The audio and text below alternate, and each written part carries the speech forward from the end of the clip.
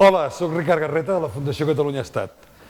Anem a parlar una mica de l'opinió dels experts, dels nostres experts. Jordi Pujol ja sabem últimament les seves declaracions.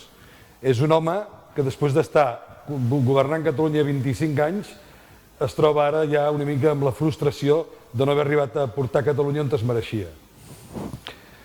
Però tenim altres aliats, i molts d'ells són molt famosos i molt coneguts per vosaltres, i a més són gent amb una entitat. Com podeu veure, Moisès Broggi diu que Espanya és una rèmora per Catalunya. És un obstacle pel nostre desenvolupament. I a més amb les nostres presentacions ja ho esteu veient a nivell de xifres i a nivell de tot. Tenim nous aliats i alguns surten de partits com poc sospitosos en aquest sentit de l'independentisme, com és el tema del senyor Sobrequés, no?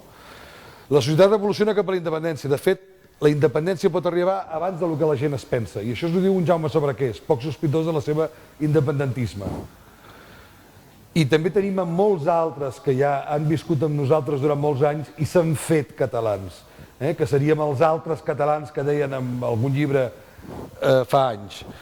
Per exemple, en Justo Molinero, si Catalunya tingués un estat propi, milloraria molt les relacions amb Espanya. Podrien ser un país amic i no un país opressor com és ara.